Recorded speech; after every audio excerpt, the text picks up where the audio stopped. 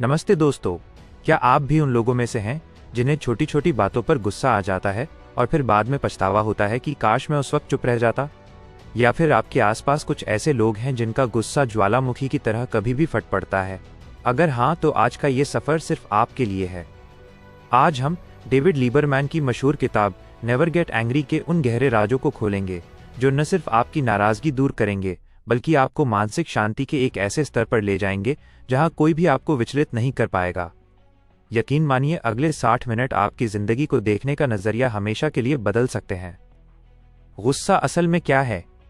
लेखक कहते हैं कि गुस्सा कोई प्राकृतिक भावना नहीं है जिसे हम कंट्रोल नहीं कर सकते, बल्कि ये हमारे अंदर की कमज़ोरी और डर का एक संकेत है। जब हम खुद को असुरक्षित महसूस करते हैं या जब चीज़ें हमारे हिसाब से नहीं होती, तो हमारा अहंकार यानी ईगो बीच में आ जाता है। हम सोचते हैं कि सामने वाले ने हमारे साथ ऐसा कैसे किया। लेकिन सच तो ये है कि गुस्सा हमें ताकतवर नहीं बल्कि कमज़ोर दिखाता है। ये एक ऐसी आग है जिसे हम दूसरों पर फेंकने के लिए हाथ में पकड़ते हैं, लेकिन जलते हम खुद ही हैं। इस बात को एक छोटी सी कहानी से समझते हैं। एक बार एक गुरु ने अपने शिष्य को एक थैला दिया और कहा कि जब भी तुम्हें किसी पर गुस्सा आए तो एक आलू उठाना और उस पर उस व्यक्ति का नाम लिखकर थैले में डाल देना। कुछ ही दिनों में वो थैला भारी हो गया और उसमें रखे आलू सड़ने लगे, जिससे बहुत गंदी बदबू आने लगी। शिष्य ने गुरु से कहा कि मैं अब इसे और नहीं उठा सकता। गुरु ने मुस्कुराकर कहा कि यही तुम्हारे मन की स्थिति है। जब तुम गुस्सा और नफरत पालते हो तो तुम्हारा मन भी उस थैले की तरह सड़ने लगता है। उस बोझ को ढोना छोड़ दो और देखोगे कि तुम कितने हल्के हो गए हो। डेविड लीबरमैन आत्मसम्मान और अहंकार के बीच के बारीक अंतर को बहुत गहराई से समझाते हैं। जिस इंसान का आत्मसम्मान यानी सेल्फ एस्टीम मजबूत होता है, उसे गुस्सा बहुत कम आता है। उसे पता है कि वो कौन है, इसलिए किसी की गाली या बुरा व्यवहार उसे छोटा महसूस नहीं करा सकता। इसके विपरीत जिसका ईगो बड़ा होता है और सेल्फ एस्टीम कम, वो हर छोटी बात को अपनी इज्जत पर हमला मान लेता है। लेखक सलाह देते हैं कि अपनी वैल्यू को पहचानें। जब आप अंदर से शांत और पूर्ण महसूस करते हैं तो बाहर का शोर आपको परेशान नहीं करता। क्षमा करना सीखें, और ये इसलिए नहीं कि सामने वाला इसके लायक है, बल्कि इसलिए क्योंकि आप मानसिक बोझ से मुक्ति के हकदार हैं। कल्पना कीजिए कि आप एक नाव में बैठे शांत झील की सैर कर रहे हैं। अचानक एक दूसरी नाव आपकी नाव से टकरा जाती है। आपको तुरंत गुस्सा आता है कि उस चलाने वाले ने ध्यान क्यों नहीं दिया। आप चिल्लाने के लिए मुड़ते हैं, लेकिन देखते हैं कि वो नाव खाली थी। वो तो बस लहरों के साथ बहकर आ गई थी। जैसे ही आपको पता चलता है कि नाव खाली थी, आपका गुस्सा तुरंत गायब हो जाता है।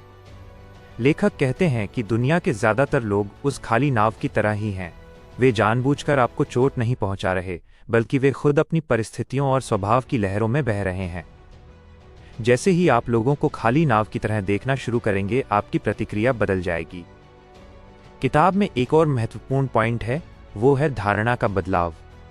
लेखक कहते हैं कि अगर आपको पता चले कि जिस व्यक्ति ने आपको धक्का दिया वो अंधा है, तो क्या आपको गुस्सा आएगा? शायद नहीं। आपकी नफरत तुरंत दया में बदल जाएगी। इसी तरह जब कोई आपके साथ बुरा व्यवहार करे तो ये समझें कि वो व्यक्ति मानसिक रूप से या भावनात्मक रूप से कहीं न कहीं पीड़ित है। वो अपने अंदर की जंग लड़ रहा है और उसका व्यवहार उसकी अपनी परेशानी का प्रतिबिंब है, न कि आपकी किसी कमी का।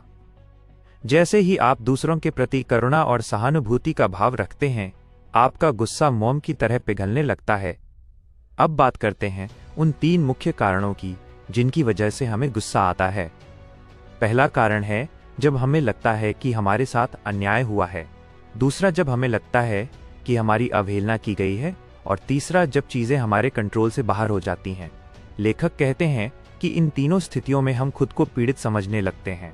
लेकिन क्या आपने कभी सोचा है कि गुस्सा करने से क्या अन्याय ठीक हो जाता है? क्या चिल्लाने से कोई आपका सम्मान करने लगता है?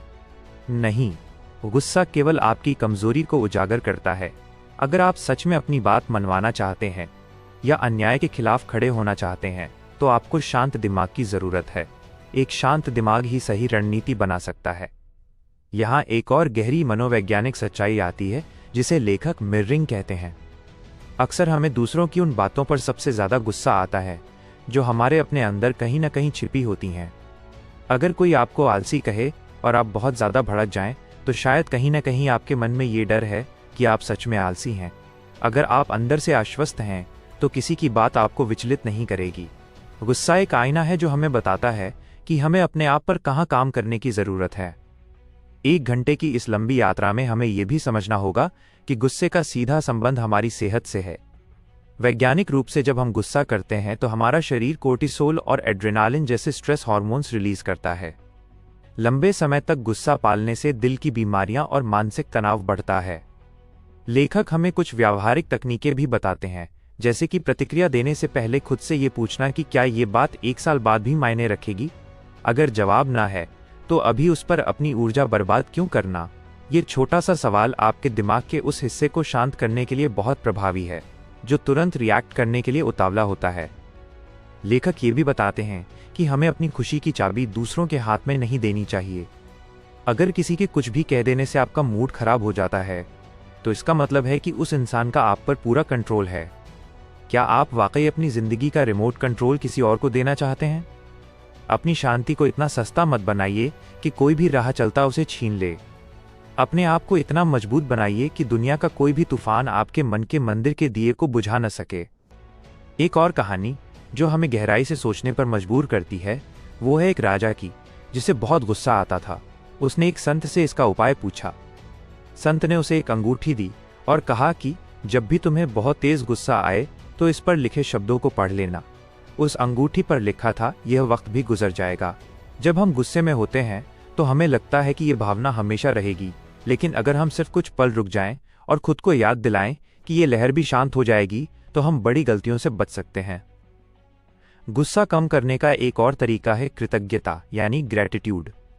जब आप उन चीज़ों पर ध्यान केंद्रित करते हैं जो आपके जीवन में सही हैं तो गुस्से के लिए जगह कम बचती है। आप एक ही समय में क्रोधित और कृतज्ञ नहीं हो सकते। हर सुबह उन 5 चीज़ों के बारे में सोचें जिनके लिए आप आभारी हैं। यह आपके दिमाग को सकारात्मकता के लिए ट्रेन करता है। जब दिमाग शांत और भरा हुआ महसूस करता है तो छोटी मोटी परेशानियां उसे हिला नहीं पाती। लेखक ये भी समझाते हैं कि हमें अपनी भाषा पर ध्यान देना चाहिए। हम अक्सर कहते हैं कि उसने मुझे पागल कर दिया या उसने मेरा दिन खराब कर दिया। ये शब्द हमें एक लाचार इंसान के रूप में दिखाते हैं।